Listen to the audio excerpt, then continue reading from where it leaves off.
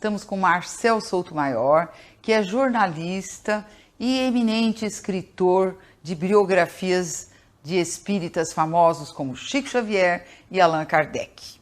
Trouxemos este querido amigo para falar sobre detalhes das suas pesquisas com esses livros. Ele veio do Rio de Janeiro e está aqui para nos esclarecer mais. Marcel, que alegria recebê-lo no programa Um Sentido para a Sua Vida. E nós gostaríamos de saber se você chegou bem do Rio de Janeiro hoje. Muito. E melhor ainda entrando aqui na federação, que é uma energia, né? Eu estava falando com você antes, é muito forte, né? É forte. Aquele grupo enorme saindo daquele auditório, né? Lotado meio de tarde. É impressionante. A federação funciona todos os dias, realmente, de manhã até à noite.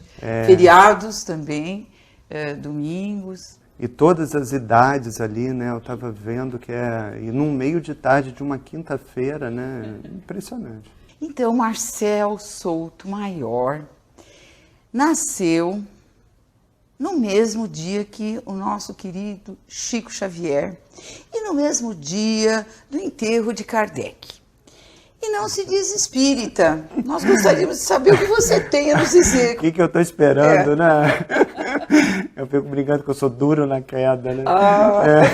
É muito estranho, você sabe, Silvio, que quando há 20 anos eu decidi escrever o livro sobre Chico, os meus amigos jornalistas da época, né, tinham um preconceito muito maior naquela época, há 2 décadas, do que hoje. Né? Então eu falei assim para os meus amigos tão céticos quanto eu, do Jornal do Brasil. O Jornal do Brasil na época era ainda, né?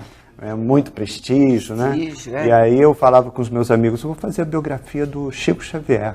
Aí os meus amigos falavam assim, não é Chico Buarque, mas não é Chico Anísio, mas não é Chico Mendes. Olha, caçoavam. Né? Caçoavam. Eu falava não, é o Chico Xavier. E aí chegou uma hora que a pressão estava tão grande que eu falei assim, gente, será que eu vou em frente? Vai ser meu primeiro livro, né? Aqui os colegas, assim, com tanto preconceito. Aí eu vejo lá, Nascimento, 2 de abril. Eu olhei e falei, vou fazer a biografia, sim, do Chico Xavier. Então isso te motivou também. Por incrível que pareça, num momento de dúvida, um detalhe corriqueiro ali, uma coincidência, né? Aquele 2 de abril me falou assim, eu vou em frente, né? Por quê? E por que eu fui em frente, né? Por quê? E aí eu falei para eles, depois eu sustentei isso e sustento até hoje, por interesse jornalístico. Porque que personagem incrível é o Chico. É verdade. Silvia, que o Chico está em toda parte. O Chico ajudou a transformar o Brasil no maior país espírita do mundo. É verdade. Né? E a história que eu resumia, né, que eu falava para os meus... Aí eu comecei a defender o meu tema, né, para os meus amigos jornalistas, que são amigos até hoje. Eu falava com eles, olha a história do Chico. Ele escreveu mais de 400 livros, vendeu mais de 25 milhões de exemplares em vida, doou toda a renda dos direitos autorais a instituições beneficentes. Que exemplo. Não é? E ele dizia assim, ele olhava para o alto e falava, os livros não me pertencem, eu não escrevi nada, eles, os espíritos, escreveram. Passou a vida repetindo isso.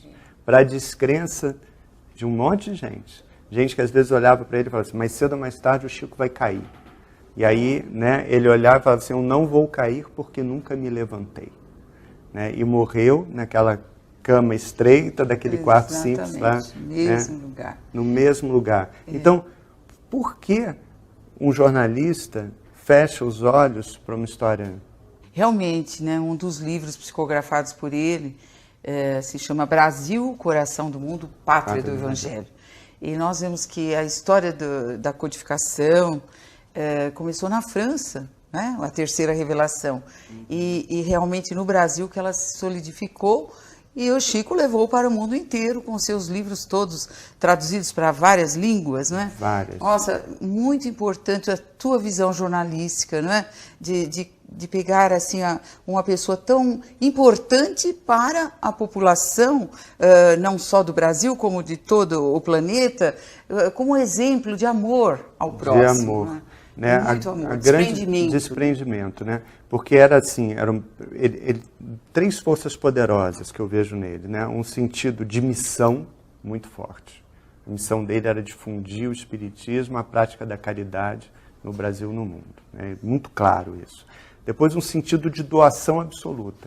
Quer dizer, ele se doava ao próximo sem esperar nada em troca e, às vezes, recebendo em troca ataques, né? Sim, né? Foi perseguido.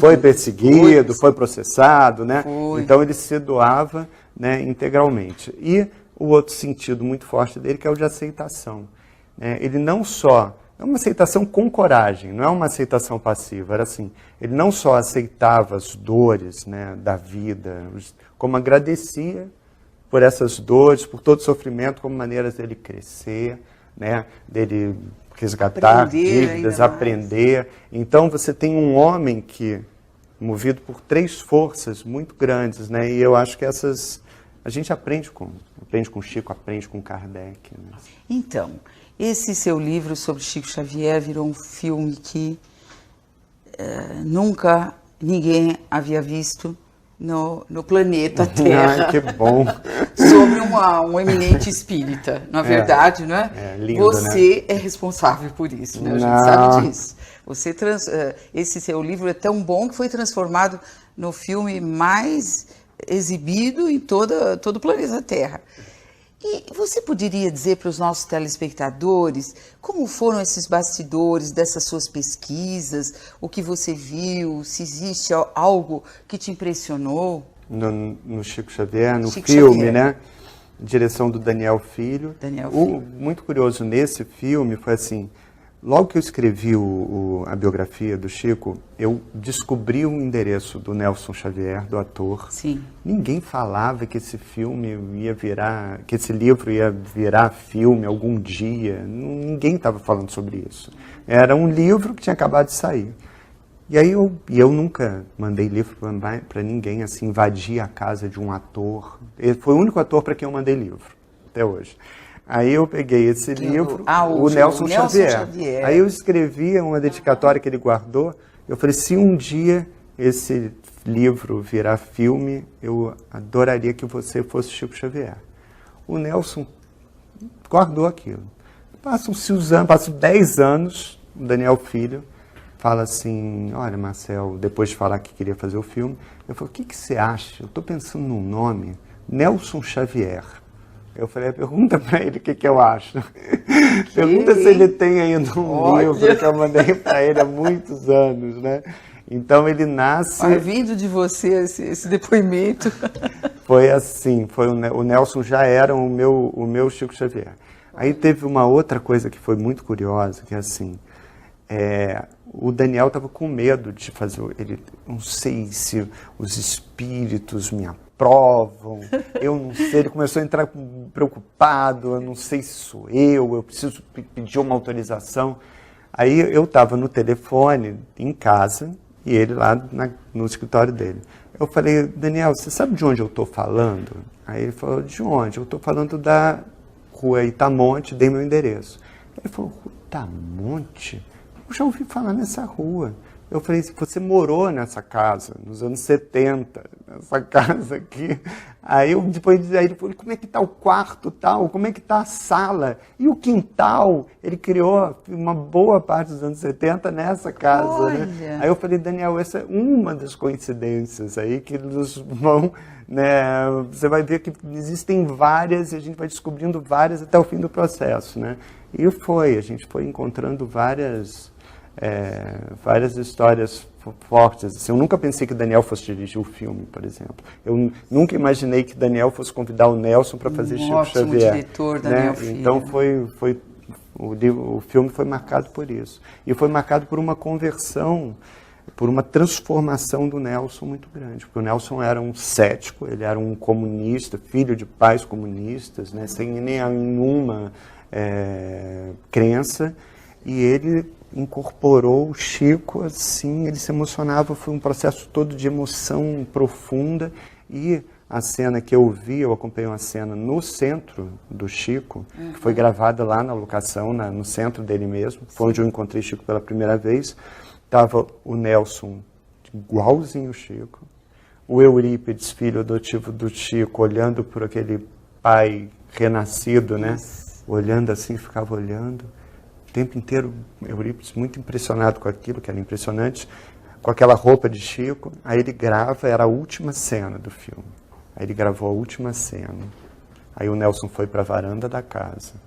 Veio a cabeleireira, raspou, porque ele usava uma peruca, e embaixo estava um cabelo do Nelson, ainda mal cortado. Aí ele raspou com máquina zero a cabeça. E aí eu tinha uma foto que era o Eurípides vendo aquele pai sumindo, né, pela segunda vez naquela varanda, né? E era o Nelson se despedindo do personagem ali, né? Foi uma cena emocionante, muito não? forte. Isso, puxa vida. Muito importante. E aí você depois resolveu pesquisar algo sobre a vida do codificador, Allan Kardec. Como foi essa motivação para você chegar nessas pesquisas todas? Foi assim, Silvia, para eu entender Chico, eu tive que ler muito Kardec. Não dá para dissociar. Não dá. Eu brinco que o Chico foi um homem que veio com um manual de instrução. Né? Então, para você entender como ele funciona, você tem que ler o Livro dos Espíritos, no mínimo, e o Livro dos Médiuns, no mínimo. Então, lá há 20 anos eu já mergulhei na leitura dessas obras. O Chico, eu falo isso para os jornalistas, assim, a infância e adolescência dele, ele é atormentado assim, por vozes, por visões, né? E a família católica achava que ele era louco, né? O pai achava até que ele devia ser internado em Barbacena, né? O que salvou ele da internação, na verdade, é porque ele era rimo de família, e o Chico trabalhava, e muito trabalhador dele sempre, ele foi poupado. O que acontece com o Chico? Quando ele lê o Livro dos Espíritos, pela primeira vez, ele entende tudo. Então, o Livro dos Espíritos para ele, uma salvação, assim, está tudo ali. Né? E o Livro dos Médiuns, depois as outras obras do Kardec, ele vai seguindo à risca, palavra por palavra, tudo que o Kardec escreveu. Né? Ele foi um autêntico espírita. É como se ele tivesse vindo para colocar em prática todos os alertas que Kardec fazia. Médium, cuidado com vaidade. Médium, não mistura mediunidade com ganho financeiro. Atenção, espíritas, cuidado com os fenômenos. Chequem, rechequem a autenticidade das mensagens atribuídas aos espíritos. Exatamente. Será que aquilo é do invisível ou aquilo é seu?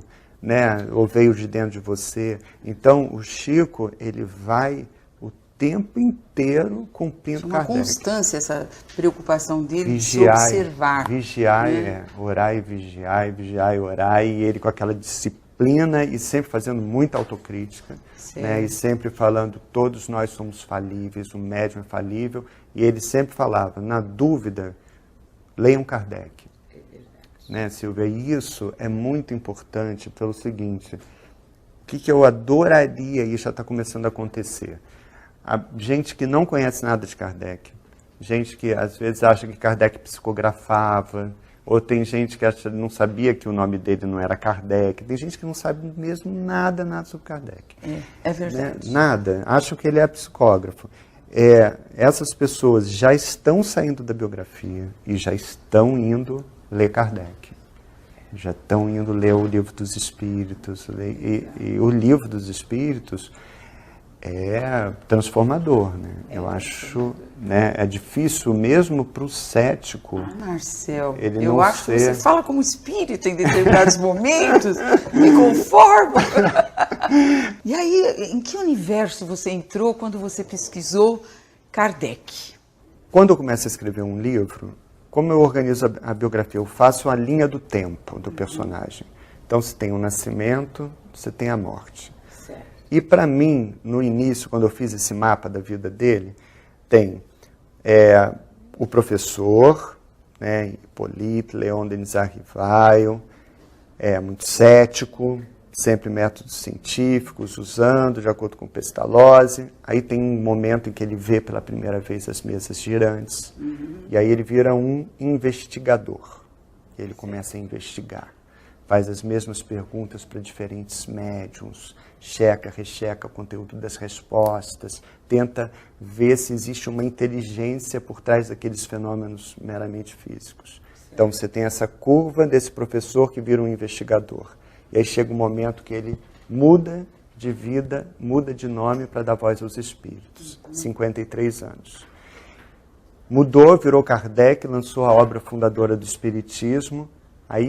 E aí isso foi me impressionando, que era uma curva que eu não enxergava isso na fase inicial, é que você tem um missionário em campanha, na luta contra o materialismo, e aí ele tem um texto lindo que está no livro dele, que é um desabafo, que ele fala que o materialismo mata, ele fala o materialismo mata, então você tem ele em campanha. E aí ele em campanha, aí entra o jornalista que precisa mostrar também dúvidas, erros, né, decepções. O que acontece? Ele em alguns momentos, ele aposta em médium, que depois se revela um fraude, ele avaliza fenômenos que depois se consideram insustentáveis, faz autocrítica, vai se transformando esse missionário que em algum momento abandona, em alguns momentos da vida, um pouco o olhar científico e vive com paixão a doutrina e vira quase que um cavaleiro, às vezes solitário. Ele abandona um pouco a ciência e depois ele começa a voltar de novo, depois das decepções, e aí ele cunha o grande estandarte, que é o que vocês praticam aqui, que é o fora da caridade não há salvação. E eu acho que por trás dessas palavras está muito assim, fora da caridade não há salvação, nem para o Espiritismo, que eu não coloco isso no livro, porque eu tento ser o mais imparcial possível, mas se a doutrina se sustentasse apenas sobre fenômeno, médiuns, todos falíveis, todos sujeitos a fraude, né, os fenômenos, por exemplo, se ela se sustentasse, a base seria uma base muito perigosa, e os Kardec vai alertando. Então, você pode questionar o fenômeno, você pode questionar o médium pode se perder no meio do caminho, mas quem vai questionar a caridade? É verdade.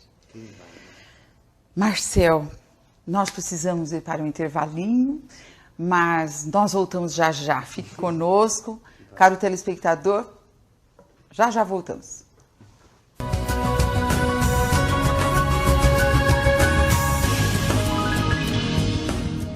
Voltamos com o programa Um Sentido para a Sua Vida, hoje com Marcel Souto-Maior, eminente escritor que está aqui para nos elucidar mais e mais sobre suas pesquisas de personalidades do Espiritismo. Hoje, agora falando de Kardec, nós gostaríamos de saber, Marcel, o que você viu que você não esperava encontrar nas suas pesquisas lá na França sobre o Kardec? Eu fui 4 vezes para Paris e fiquei muito tempo lá na Biblioteca Nacional da França, na seção de periódicos da biblioteca.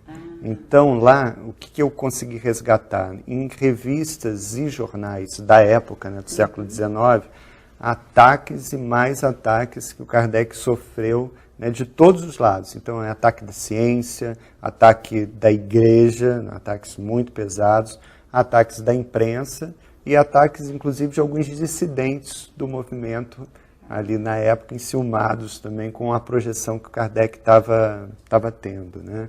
Então, eu acho que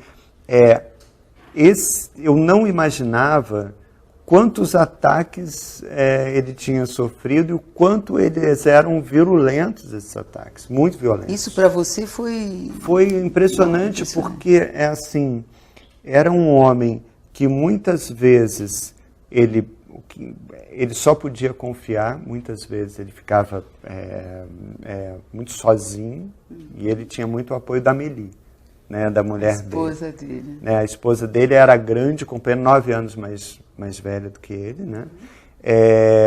e muito leal, muito fiel, muito objetiva, né? Então, ela protegia um pouco o Kardec de todas as cobranças que ele sofria. Porque era uma série, por exemplo, tinha uns companheiros, né, da Sociedade de Estudos Espíritas que cobravam dele mais velocidade, ou mais que ele pedisse mais doações aos poderosos locais, que ele aumentasse o caixa do espiritismo, pedindo apoio a amigos influentes, né? E o Kardec falava, calma, não é por aí, calma. E ao mesmo tempo ele calma e pressa. Então ele vivia, né, nessa gangorra, ele era um homem o tempo inteiro, né, numa gangorra que era assim, fé e ciência, razão e paixão, calma e pressa. Né? Então você tem esse homem nessa gangorra do início ao fim do livro, por exemplo. Isso te causou assim uma impressão diferente, talvez? Eu não tinha dimensão do quanto ele estava sob ataque cerrado de todos os lados. Então, às vezes, esse Kardec me pareceu, algumas vezes, muito solitário na guerra, sim. Sabe? Assim, é claro que ele foi solitário, mas, ao mesmo tempo, ele consegue, quando ele morre, o Espiritismo já tem 8 milhões de adeptos. Então, solitário, mas muito bem acompanhado, né? Mas como comandante em chefe, né? Como esse missionário em campanha, ele atuou como um líder mesmo, né? Com um líder que às vezes era obrigado a tomar decisões solitárias. Que não são muito agradáveis, não é verdade? Não são muito agradáveis. Todas as pessoas à sua volta, né? Isso. Como, em geral, os líderes têm que fazer Tem isso. Tem que ser, né? Ele não aceitava qualquer mensagem. Ele chamava um médium num canto e cobrava dele um rigor ou criticava pelo excesso de vaidade. Então ele era esse fiscal. Ele pedia às vezes para observadores, amigos dele, irem a lugares onde já começavam a fazer denúncias de má fé. Ele era um fiscal mesmo que tentava proteger o que? A doutrina. Né, preservar a doutrina, né, de possíveis fraudes, de desmoralização. Nossa, que trabalho intenso que ele teve. E sobre a Amélie Boudet, se nós pudéssemos chamar Kardec de missionário, nós poderíamos chamar a Amélie Boudet de missionária também? Missionária. Porque, olha, era assim, ele trabalhava às vezes 20 horas seguidas, né, sem parar. Ele ia para a estrada, né, uma estrada com carroça ou com um trem ainda muito incipiente e ia divulgar a doutrina, sumia de casa, não tinha fim de semana.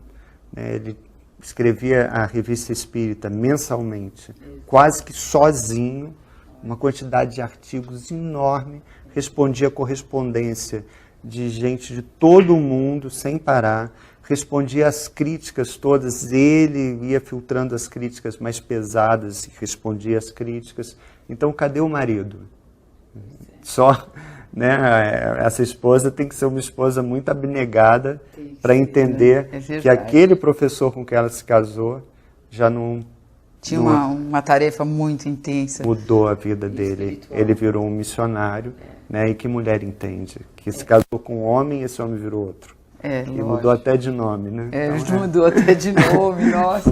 E ela foi sempre presente em todo o trabalho dele, né? Ajudou. Né? Depois publicou a Revista Espírita. Isso. Em livros. Uma coisa que é curiosa, também me surpreendeu, assim, você tem um pioneirismo no Kardec como comunicador. Um comunicador muito organizado. Então você pensa assim, como ele conseguiu conquistar tantos adeptos?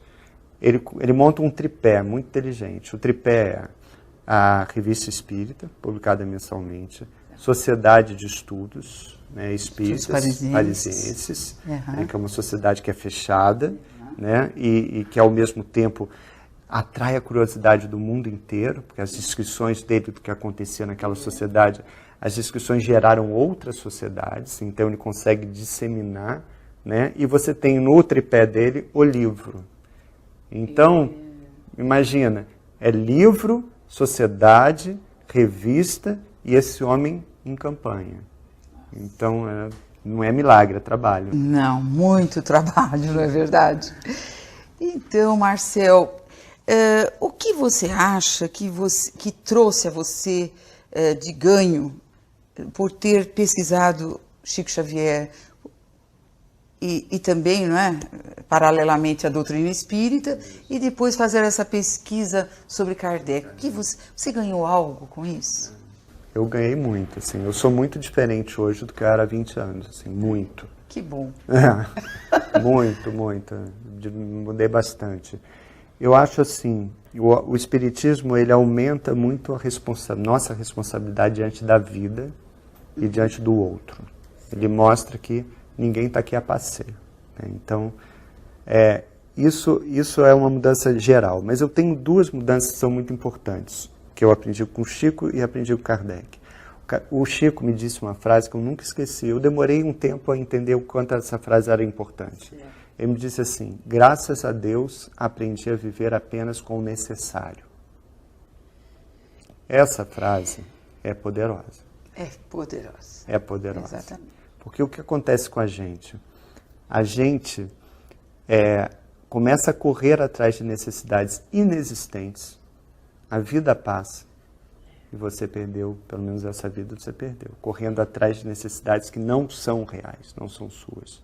Então, uma coisa que ele me levou muito a pensar para a minha vida: qual é a medida do necessário, de verdade, né?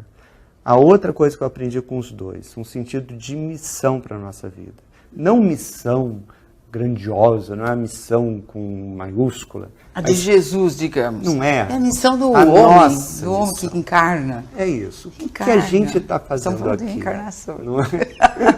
O que a gente está fazendo aqui e agora? Será que a gente pode fazer melhor? Então, você ter uma missão para a sua vida, seja ela qual for, ela te dá um outro sentido para o que você está fazendo aqui. Então, sentido para a sua vida, né? para a sua vida mesmo, né? E não é? E que às vezes as pessoas, eu às vezes vejo pessoas muito bem-sucedidas, famosas, ricas e infelizes. Exatamente. Infelizes assim ao infinito. Eu demorei a entender. Se essas pessoas não viveram tragédias pessoais, por que elas estão tão deprimidas? Eu acho que muitas delas não conseguem ver o outro. E essa é a grande lição. Ajuda o outro, você vai estar se ajudando, por exemplo. Essa é outra lição. Então, quando você fica com a vida toda, quando você se volta só para o seu umbigo, é depressão garantida. Garantida. Porque não há, né? Você está desconectado do mundo, né? Então, eu acho que o Espiritismo, ele te conecta ao outro, eu aprendi a encontrar um sentido de missão e uma medida de necessário para a minha vida. Faz uma transformação no ser, de pensamentos, de condutas, uma transformação moral. Necessária à sua própria saúde física e mental. E uma coisa, Silvio, que vocês fazem aqui, por exemplo, né, quando vocês formam as pessoas que conhecem profundamente a doutrina, né, a base do Kardec, são multiplicadores. Então, é uma rede que tem uma força de transformação que é muito poderosa, né? Então, por exemplo, livros do Kardec, livros do Chico, eles salvam vidas, eles transformam vidas e eles precisam ser levados muito mais a sério, às vezes, por alguns jornalistas e, inclusive, pela ciência. Né? Então, eles são livros transformadores. É verdade. Vamos mostrar aqui o livro do Marcel Souto-Maior, que está nas bancas, já em todas as bancas do Brasil, e está aqui na nossa federação também, na nossa livraria. Com certeza, você, telespectador, que nunca leu uma obra do Marcel, ainda que não é espírita, comece por esse livro, sabendo quem é o codificador, Allan Kardec, que provavelmente você vai sentir uma vontade imensa de ler o Livro dos Espíritos e toda a codificação, não é verdade? Isso. Marcel, muito obrigada. Não sei nem como agradecer, foi uma alegria muito grande para todos nós. Tenho certeza que os nossos telespectadores ficaram contentes, sejam eles espíritas ou não. Tá, muito obrigado. Para mim é um prazer conversar com você, para mim é um prazer estar aqui na sede da Federação, que tem uma energia forte, assim, boa. Saio daqui recarregado. Graças a Deus. Né? Muito obrigada.